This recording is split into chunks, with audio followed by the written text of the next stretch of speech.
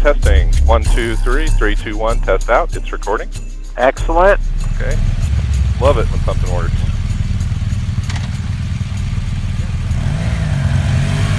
One last little thing over here. Even your tires are clean. Wow. Well, yeah, from here on out, that's it. It won't be. And we're off. Unbelievable. It is. I wish it would stay like this all day, but we're going to have some mid-90s today. Oh, it's going to be hot out. Okay, we got a double yellow here. Dash, take a cue.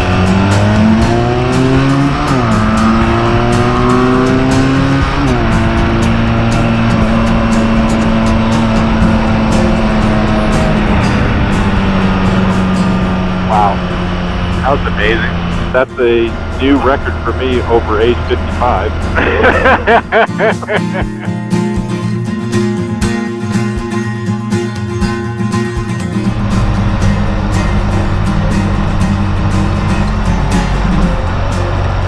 Mag chloride is used for dust control and mineralization of many dirt roads in Colorado. It's also like riding on grease, and I was impressed by two Harleys we passed that were moving right along through the stuff on street tires.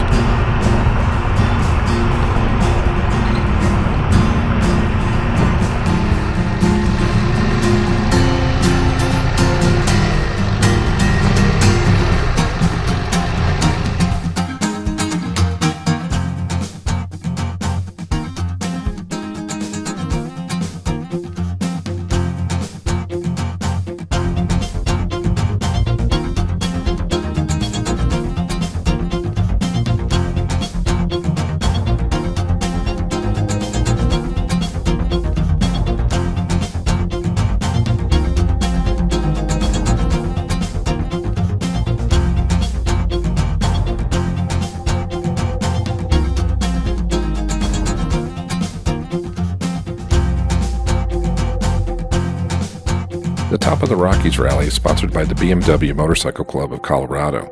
Information is located at bmwmcc.org.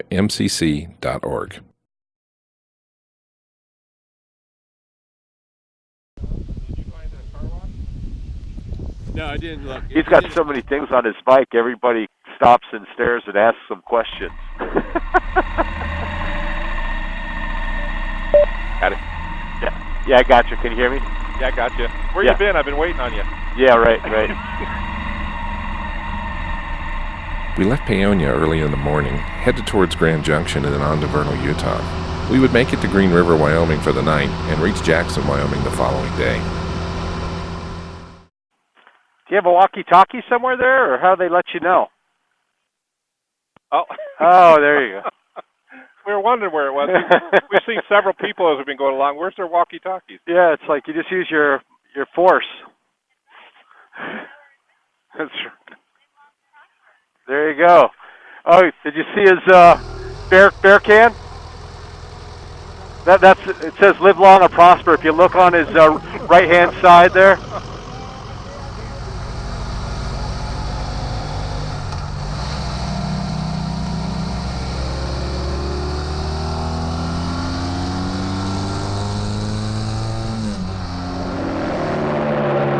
Oh, hairpin. Sorry about that. No, Were you on me? Yeah, no, I did the same thing, but I was far enough back.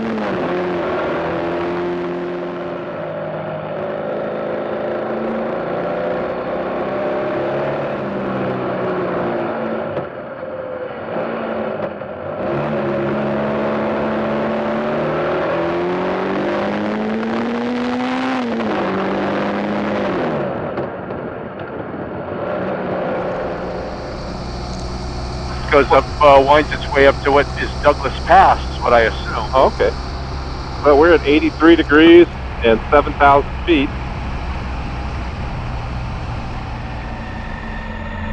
Now you're coming into a nice little downtown area. Oh, and they got flowers, little American flag. Now, is this vernal? My computer says vernal.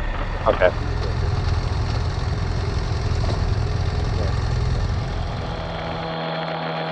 There? Yep. Okay, I'm going to add a new signal to our toolbox. Try to do a double flash on my taillight. I'm getting radar signal. Oh, that means I need to be paying attention to your tail light? Yeah, well, oh. So you did. What if I'm in the lead? I use you as bait. You just ride right past me, smiling and disowning me.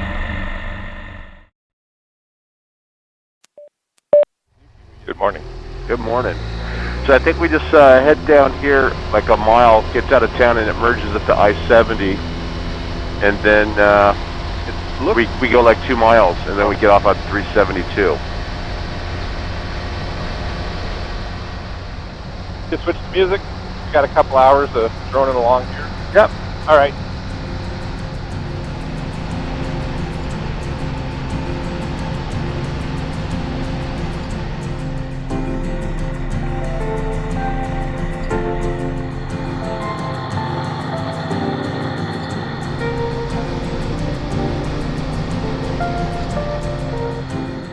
I'm not sure if you're up for it, but I'd be up for maybe doing a quick 30-minute turnaround and going into Yellowstone for an hour or two. Yeah, I think that would be good. Because tomorrow morning, I'm assuming we'll just be making beeline straight through it for the most part. Yep. Now, I think people are going to be changing lanes without any sort of signal or warning on us here. Yep. Whoa, you gonna just come across? Yep.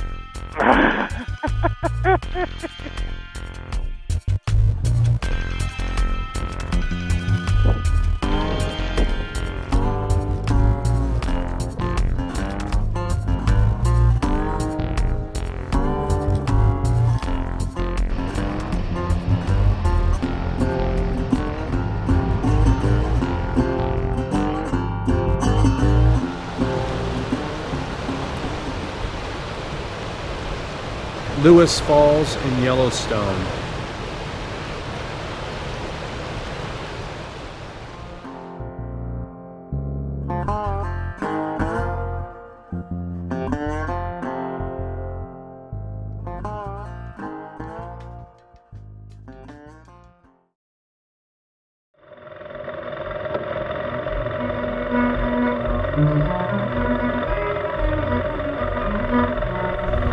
Tony. I'm gonna try to pump up my tires a little bit.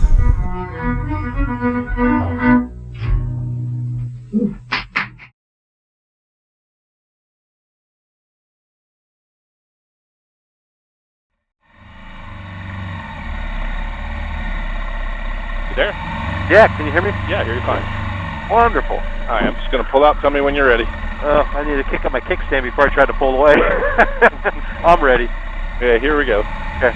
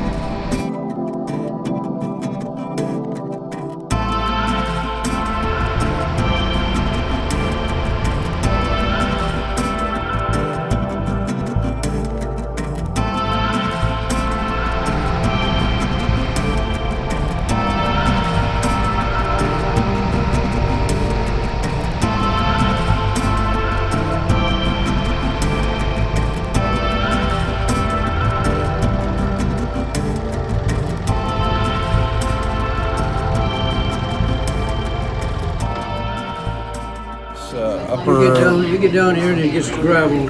It's all gravelly? It's gravel. This right here will be kind of a little ruddy. A little ruddy? Yeah. But it hasn't rained here recently or anything like that, so it's not muddy. Or you can I just don't stand think 80 down the whole way and go through this country here. This is mountainous in here, of course, and slow. And then you get out here in the open area. But pretty? Yeah. It's the highest pass in the state. Oh, is it? Oh, okay. You sure? Happy birthday to you. Congratulations. You look great. Sure?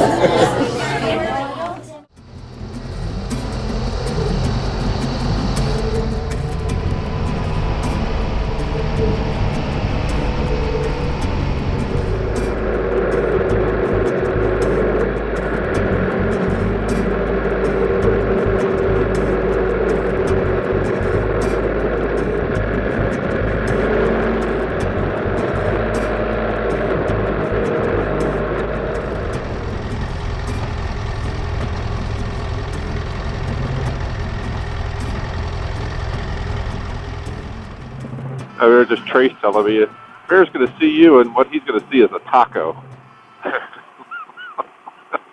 That's what I feel all like. sorts of things today.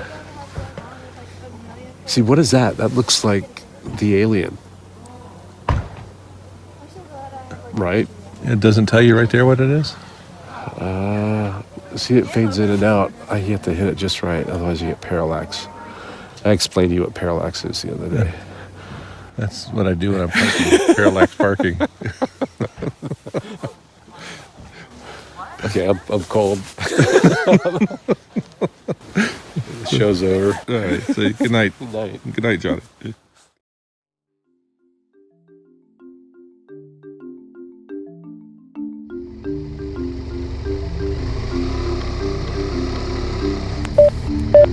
Comp check? Yeah. And we're off at 8 a.m. Okay, I'll follow you into the park. Okay, it's your badge. Hopefully nobody's there. Just come right in. That'd be great. Okay, go ahead. I'm behind you. Okay. You've got your cameras working, right? Yeah, I do. Are you running one yet, or? Yeah. Okay. Well, good. It's such pretty scenery, except for the decayed and kind of diseased trees. In the geologic time, this is just a blink. You know, it'll go away in 100 years. You're talking millions of years. Wow, that's pretty deep thinking there. I have to ponder that for a while. Yeah, think about it. That's the music I was at. It's just like Carl Sagan. Billions and billions of our stuff. Billions and billions of years.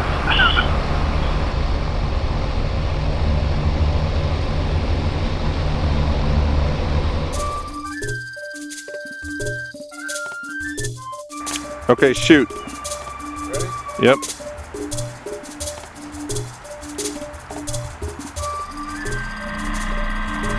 That's pretty with the mountains reflecting in the water.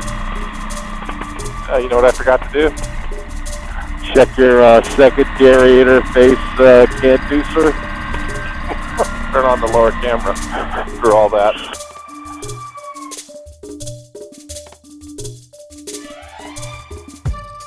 Our early morning departure paid off, and we enjoyed the drive through Glacier National Park with minimal traffic. The route we'd mapped out had us exiting the park at the southwest end of Lake McDonald. From there, we headed north on dirt road to the Home Bottoms Ranch for breakfast.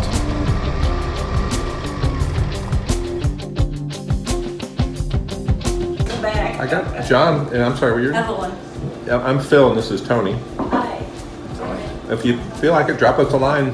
My email address is on there, and just remind us where we met. Oh, sure. And I'll let you know when the video publishes.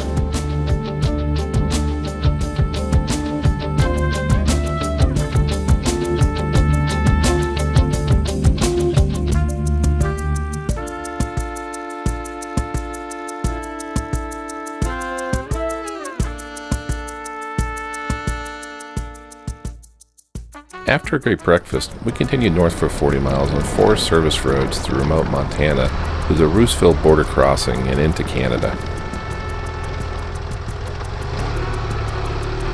this says we turn in 33 miles.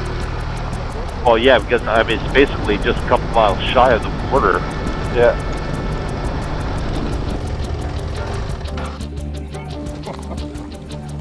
It's hard not to stop all the times because the opportunities for photographs just never end. And the adventure motorcycles are just absolutely awesome. They get you back into places nothing else will. I can't imagine touring and being confined to pavement ever again.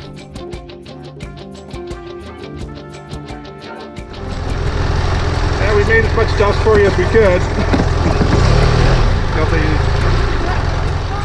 I wonder what time those bicyclists are to visit. Well, if the zombie apocalypse hits, this would be a good part of the country or world to try to hide from people.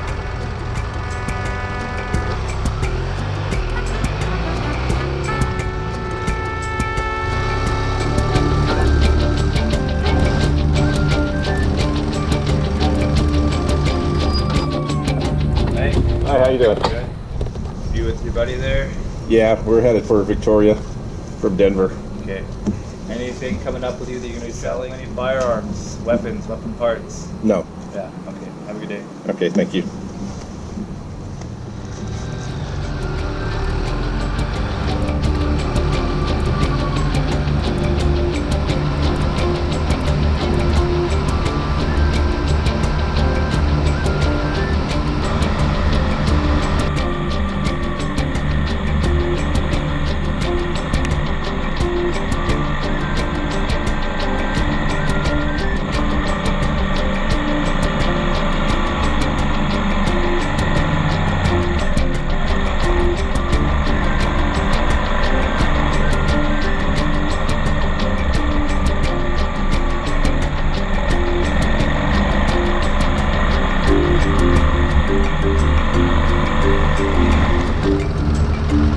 Halfway between Cranbrook and Balfour, British Columbia, the St. Mary's River winds through the stunning views of the Canadian wilderness. You can't help but have a sense of amazement for the beauty and the remoteness, and our only disappointment was that we actually saw very little wildlife.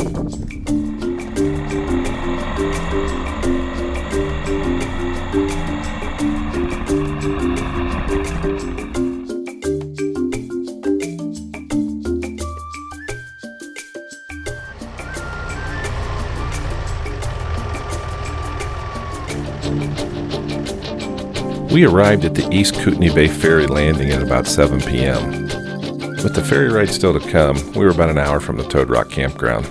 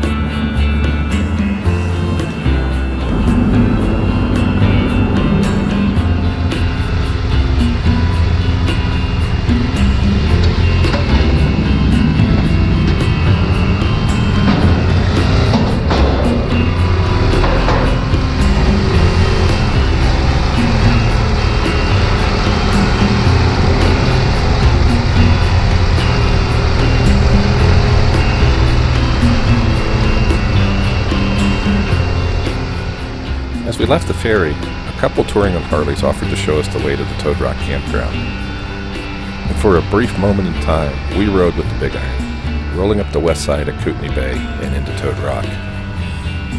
You know, out here there is as many personalities as there are motorcycles, and on a trip, I've only encountered people who enjoy being on the two-wheeled adventure. Out here, it doesn't matter what you ride, we're just all enjoying the journey. First time.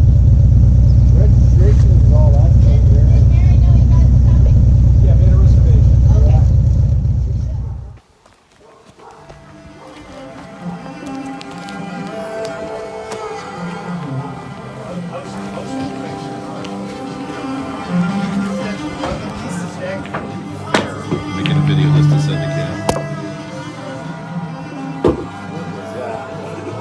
I planned it that way. That was just.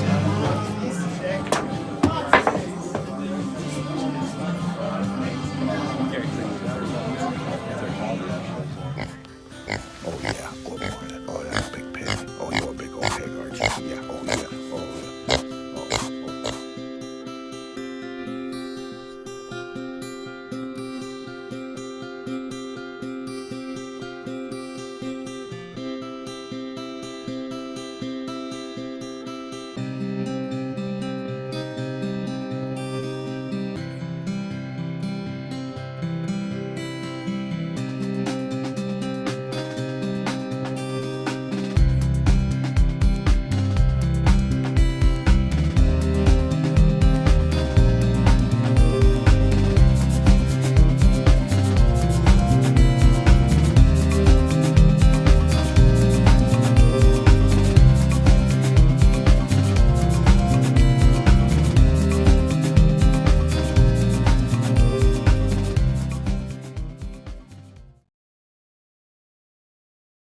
We didn't hit the road at first light and ended up leaving Toad Rock around mid-morning. Check. Gotcha. I'll follow you. All right, we'll go out here. Okay, this is going to be this first right.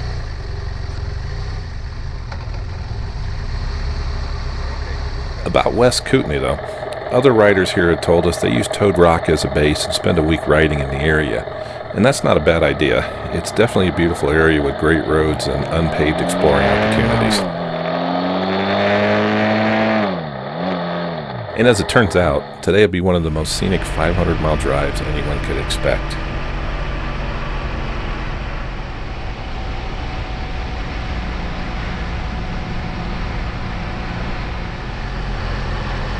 What I've seen over and over in Canada is this. There's a lot of pride in small towns. There's Oh, this is a pretty river here with a deep glacier kind of bluish green. New Denver. Oh wow, we're in New Denver. It's 12 o'clock. You hungry? I'm just saying it's lunchtime. All right. Well, I'll follow you. Yeah, I've got both GPSs up. So, Okay. Do you want me to film you? Sure.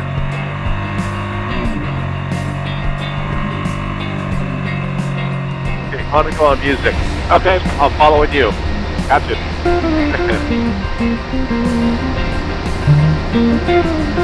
79. Really? I think the rise. Yep, 80.5. Open those vents back up. No kidding.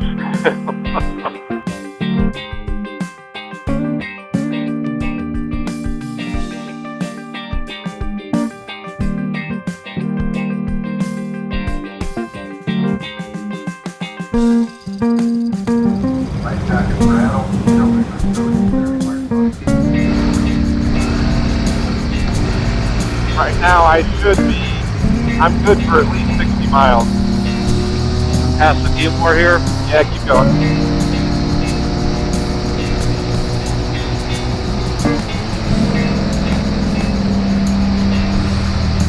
Helicopter. I wonder what he's doing. Tourist sightseeing attraction, maybe? Must be. He's coming in to land.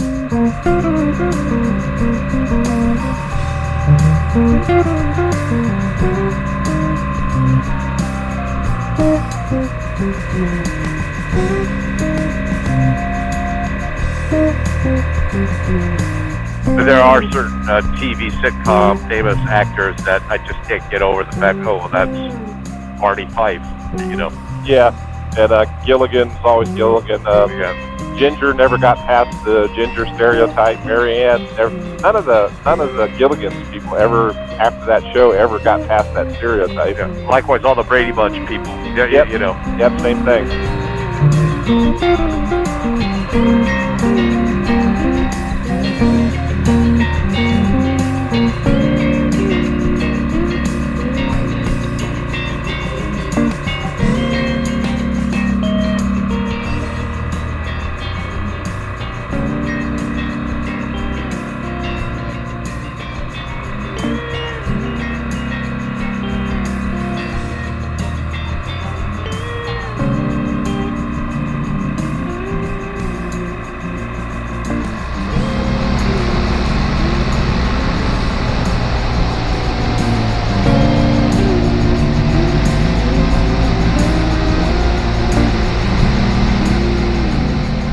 just amazing. What's that? This road is just amazing. It really is wonderful.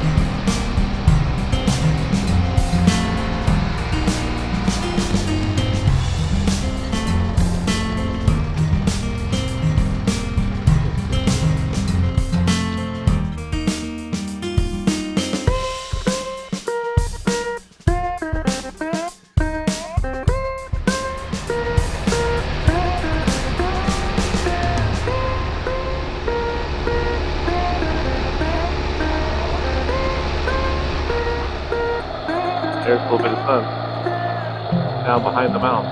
Yeah, perfect timing if we keep the process.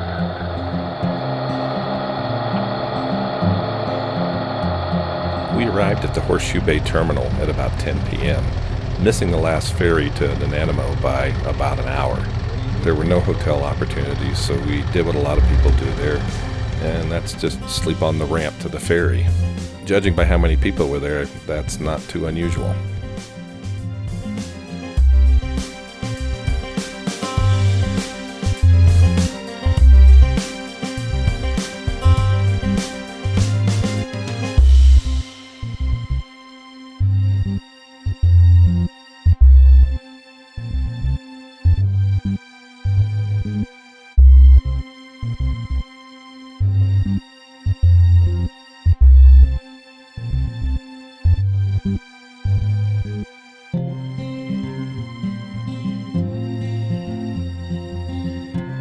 The ferry is large and the crossing time is about an hour and a half, and that's time enough to have some breakfast on board, make a few phone calls, and take in the view as we head over to Vancouver Island.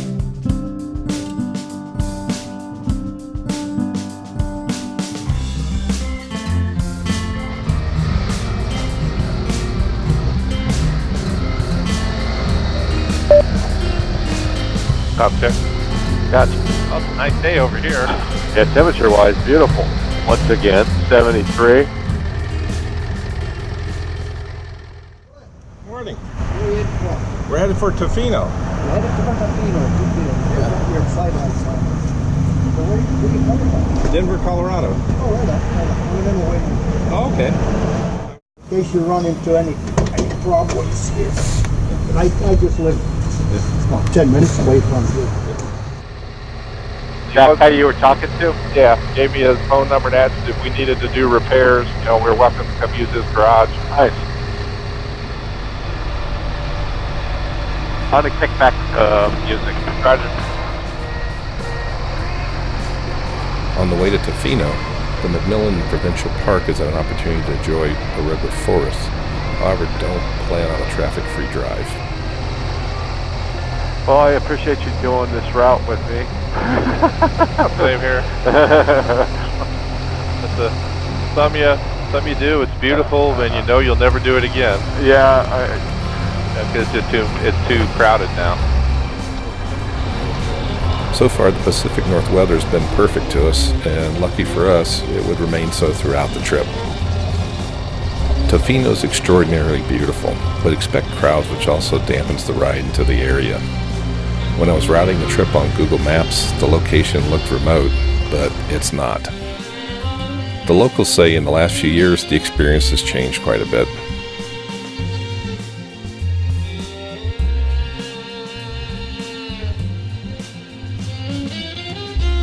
In Tofino, we reached the Pacific terminus of the Trans-Canada Highway.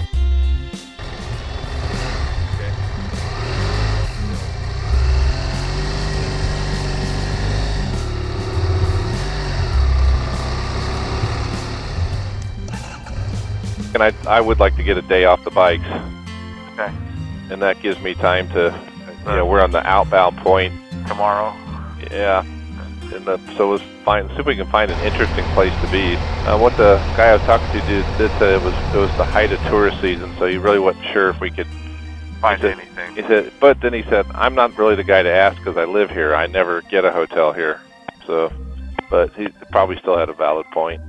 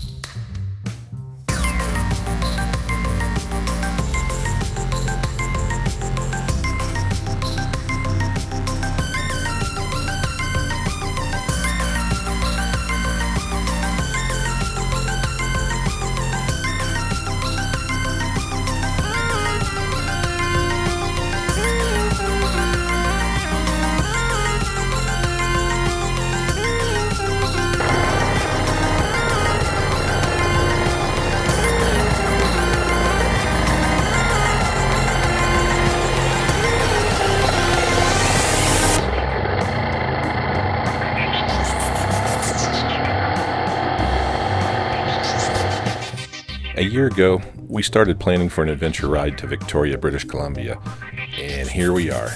Victoria is a beautiful city, and I wish we could stay in the area longer, but we've got a volcano and 3 BDRs to explore. So we headed for the mid-morning ferry, and the customs process was painless. A quick loading up followed, and it was time to head back to the USA.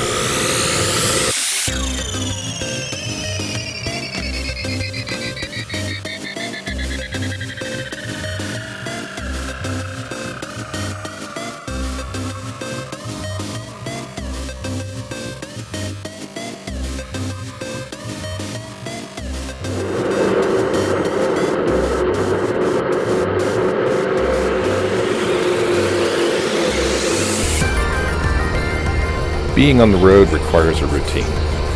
Packing, unpacking, where you keep things, and so on. And when buying gas in Aberdeen, Washington, I broke my routine and I set my wallet on the gas pump. Fortunately, Dennis and Crystal were traveling by and they found it. Hi, this is Dennis Griffin, and I'm over here at the 76 station in Aberdeen, and I found your wallet. It's back at the same gas station. So they're just sitting there. He said he's going to go back and be. The first thing was, he says, "You're really lucky I found it. This is a real sketchy town." That's true. Yeah. Holy mackerel. Look at that. You know, look at that. And before I left the pump, I said, make sure I don't forget my wallet. Oh, yeah, it was sitting right on top. Listen, it was sitting right I'd on like top. to give you something for helping us. Look at. Good job for having an emergency about that. And if you win that Powerball, let me know. It's all in there, but we lost. You know what?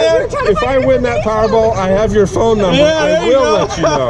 Well, look, I don't know what to do. So you guys are like really on it. Your wife said you're on an adventure. Yeah. Here, stand right here in front. Oh, me too. And we know Dennis, and I'm sorry, what's your name? Crystal. Crystal. Dennis and Crystal, thank you for saving our trip. We really appreciate it. You're welcome. You guys have so much fun. Yes, happy anniversary. Have a nice dinner. Do something. Well, it's a pleasure meeting you, and thank you so much. Y'all have a great trip. Oh man, good people. Absolutely. We came down to the second row. We come down the first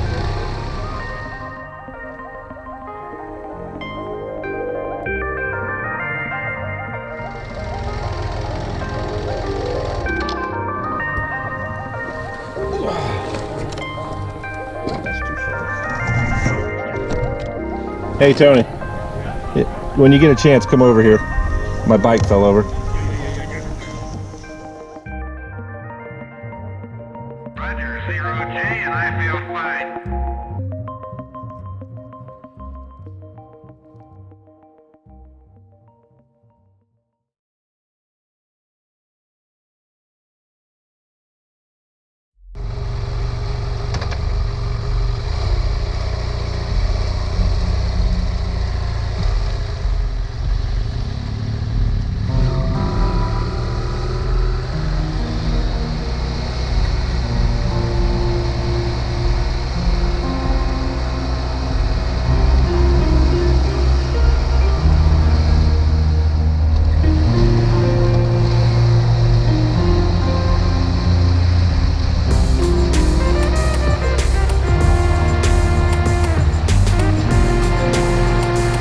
So this has got to all be dead wood from the explosion. We're in the we were in the kill zone. the pyroclastic flow path.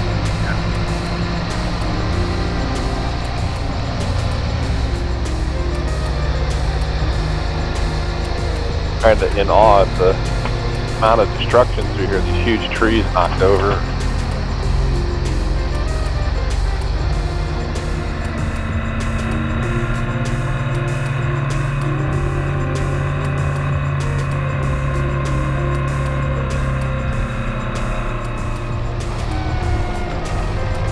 Oh man, the dirt road's closed. Yeah, that would have been great, huh? That was my whole highlight. I wanted to go down the dirt road.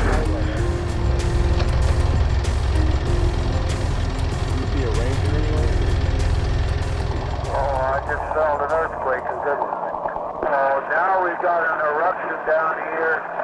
Now we got a big slide coming off. The slide is coming off of the west slope. Now we got a whole great big eruption out of the crater.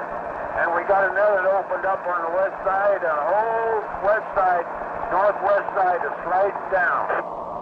All right, we got it, boy. The whole northwest section and north section blown up, it's coming up over the ridge towards me. I'm going to back out of here.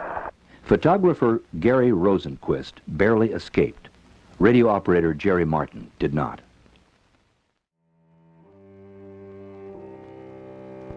Spirit Lake was a steaming quagmire of debris.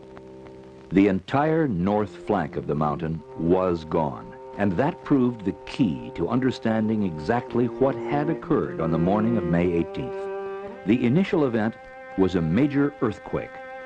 A devastating lateral explosion followed, destroying nearly every living thing in its path, including Harry Truman. The initial force of the eruption had been across the land, instead of blasting skyward. Now, the mountain, which lost most of its summit, is topped by a gaping horseshoe-shaped crater nearly 2 miles long and 1 mile wide.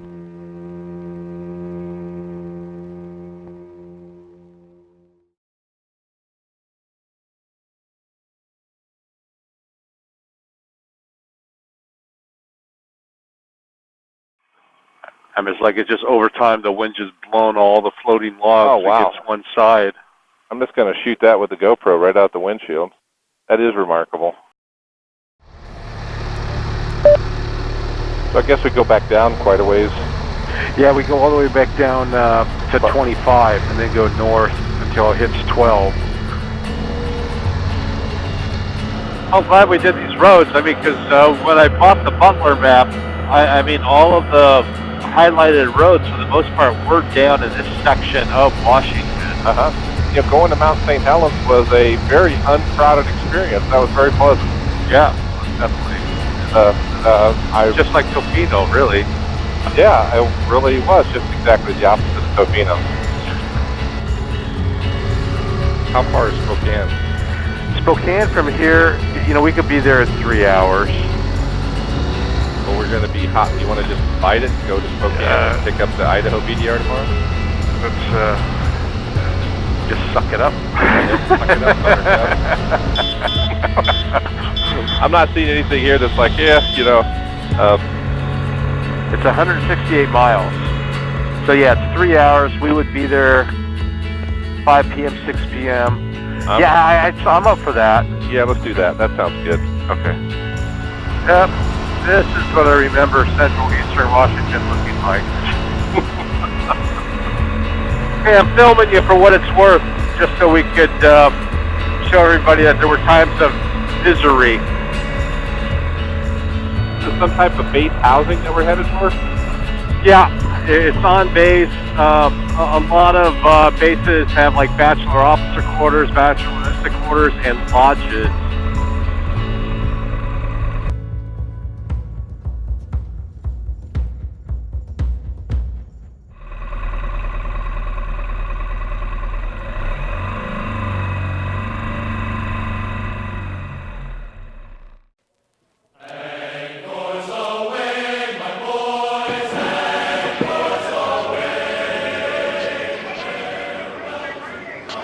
So if you're traveling with retired military, this is what you get for $63. Remember, when you're a military base, the Saber's Lodging nearby. There you go, because this is really nice.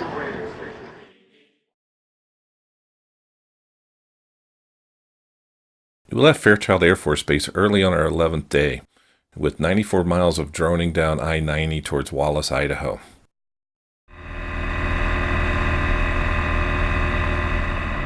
No, this is a pretty little town. Quaint, all the homes look... I like it. I mean, lots of character. Wallace is a nice small town, which also was the setting for Dante's Peak, a 1996 volcano disaster movie.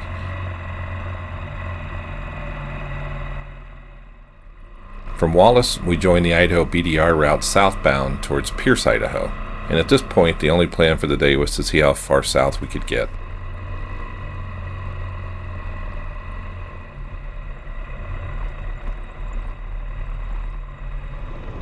Motorcycle behind us, buddy. Okay. Oh, geez. You want to pull over and let him by? I just did.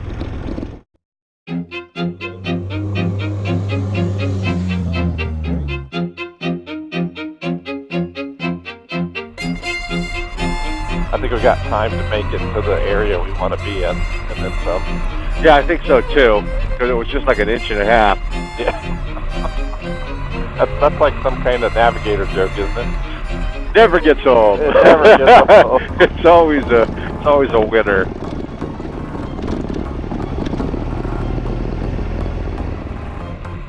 Actually, you just found yourself in this little ditch. You would have been able to ride out if that branch wasn't there.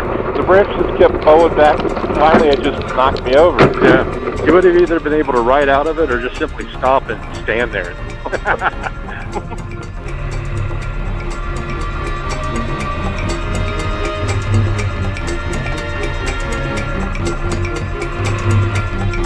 Anytime there was a view of the mountains around us, it was easy to see what we knew was already there. Smoke pretty much covered the whole state of Idaho.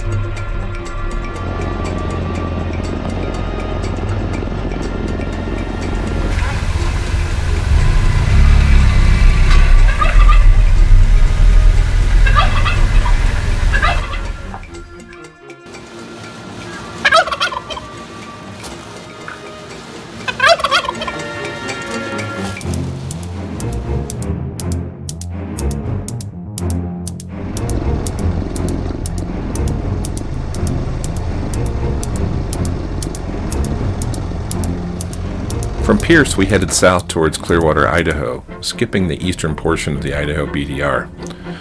We stayed at the Clearwater Hotel, which was nice and welcoming, and the only negative we encountered today had been the smoke from several forest fires in the northwest.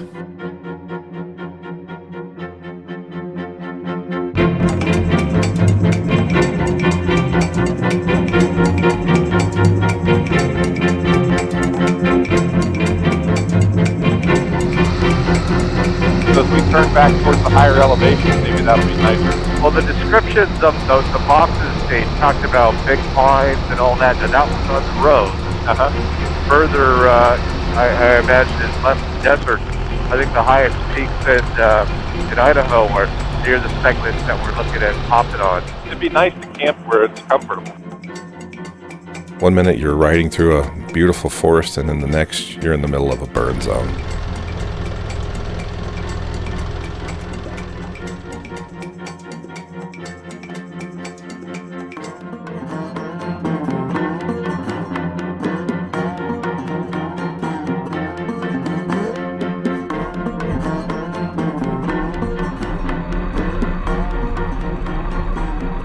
One of my worst trip habits is to leave my top box unlatched.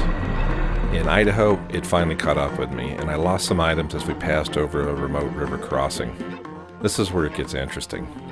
Tony and I are in Idaho via British Columbia, and relaxing along the river we're crossing is Robbie, who's on his own motorcycle trip from California. Robbie sees the stuff fall out of the top box and recovers the items, including a small piece of paper with contact info from Colin, whom we met near Victoria, British Columbia several days earlier. We all continue through Idaho on our separate journeys and head for home. Back home in California, Robbie contacts Colin in British Columbia, who remembers meeting Tony and I, and that we were from Colorado. Colin, a BMW MOA member, calls the MOA number listed for the BMW Club of Colorado and gets Jeff. And Jeff says, of course he knows Phil and Tony, and provides Colin our contact info. Colin forwards the info to Robbie, who then reaches out to me, and a week later, my glove and earbuds show up in the mail.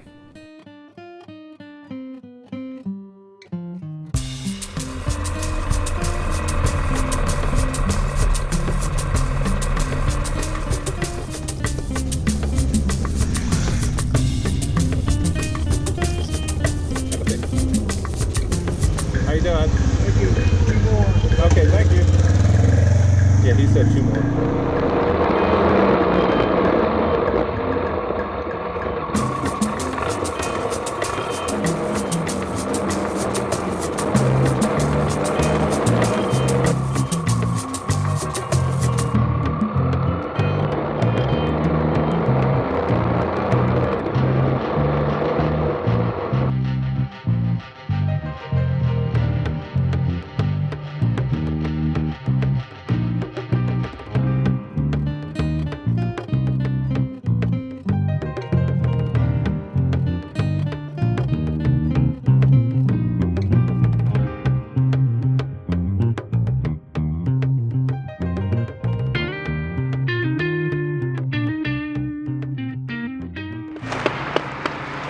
I think in 2 or 3 days, Yeah, you could get about a quarter of the way through that. It'll still be sharp. Yeah. So I doubt anybody would take you serious with that. There we go. Okay. That's how it's done, my friends. Yeah, that's the wilderness. I was never a Boy Scout, but did make it to Webelow.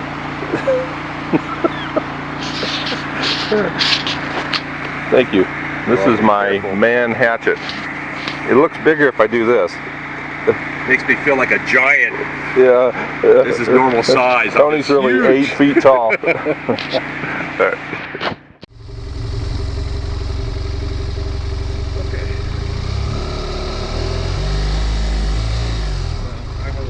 Okay, a little muddy down here. I'm gonna wait for it to dry. I think that's a great idea.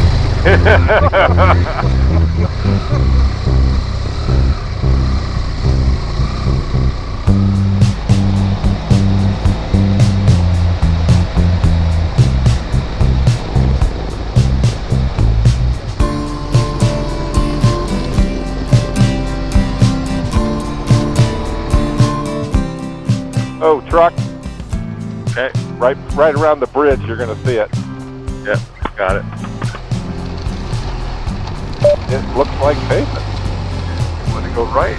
We do. Okay. I'm gonna go because there's vehicles coming out. Looks like, and you can come around if you want.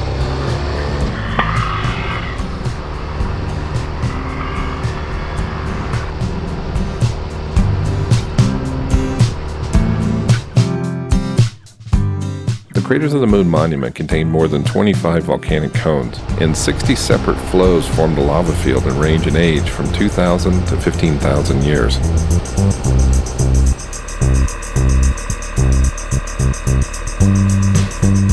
I'm going to take the lead, feel free. I think it's only appropriate that you lead us into Arco and Atomic City.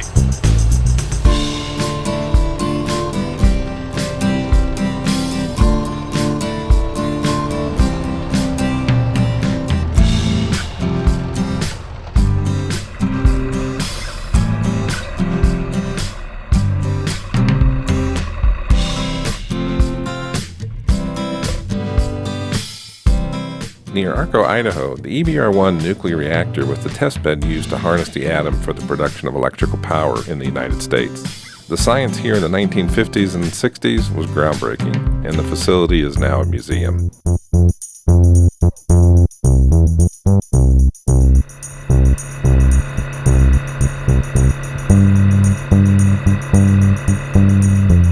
Here's the okay away.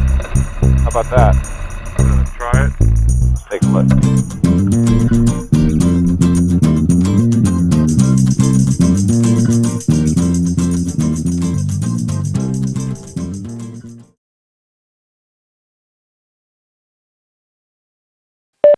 Well, 8 o'clock, we're on our way. That's one of our earliest departures, I think. Are you good for gas? Should we circle back around, or are you good? Showing us we've got 68 miles used. Yeah, I got 248 range. Yeah, so I'm thinking the section we're about to do is not that big. You know, so, it does spit out onto a highway. Yeah, so I think we're going to be all right. And yep, that's it. Okay, I'll go. Okay. Got to be a little rugged. Make sure to get in enduro mode here. Okay. I stalled it out. Way to start the day. Okay, we're officially on the Utah BDR.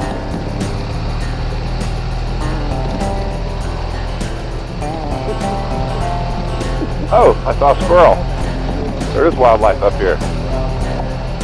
Is it a normal squirrel or a Kimbrough squirrel? No, it was a normal one. What the heck that thing was I saw in Idaho, it was bizarre. Cows on the right. They're nervous.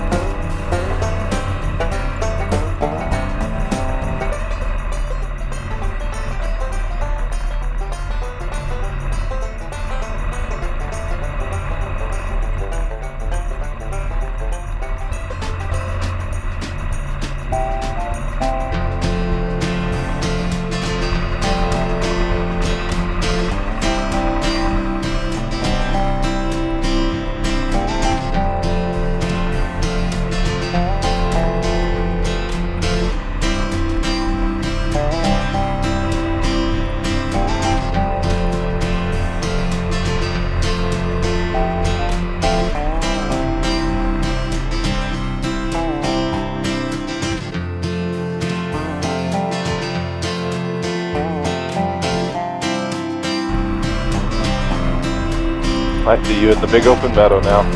Yep, and I'm showing another chance for a wrong turn up ahead. Maybe we can go right. Let me know how it works out. Okay. Hey, I'm on track. Yep, I know you are. Good to know, though. Yeah.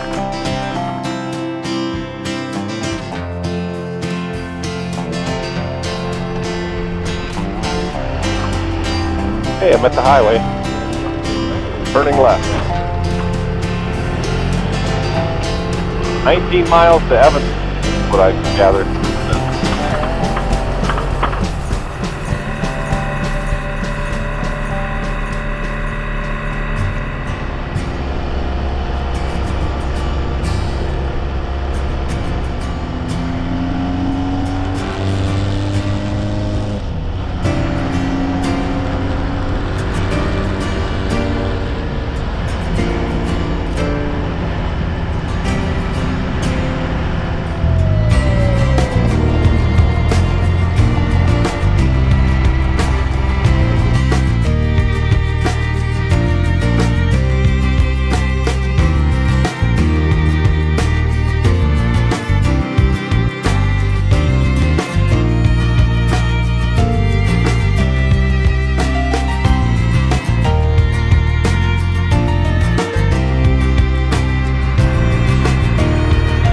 It's day 15 with 200 miles to go to Denver.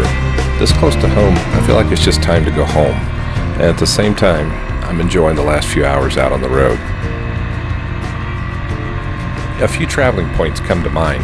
You know, the motorcycle magazines are full of articles where people ride adventure motorcycles to exotic places in Africa, Asia, South America, wherever. But most of us don't have that kind of time to be away. It's usually 1 to 2 weeks, balanced between family time and getting time off from work. And here in Colorado, which is arguably the adventure motorcycle capital of America, the typical person I meet in the backcountry is in his 50s just wanting to explore and break up their own daily routine. This is where North America comes in. Take a couple of 1 to 3 week trips each year, and you could easily travel for 5 years and still have explored less than half of North America. And some of the best adventure travel is right here. The lower 48, Alaska, and Canada are all diverse, they're scenic, and safe to travel in.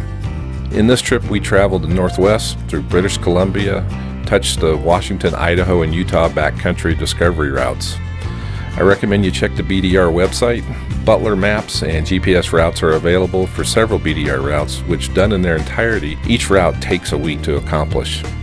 For now, this is Phil Kimbrough saying on behalf of Tony Walter and myself, thank you for watching and stay safe out there.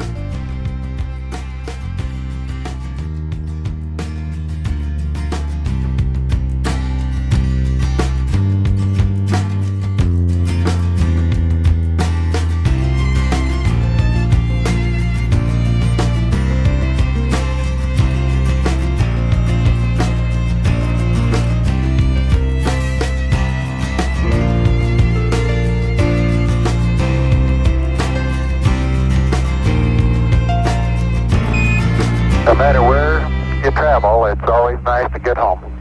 We concur, Levin. We'd be happy to have you back.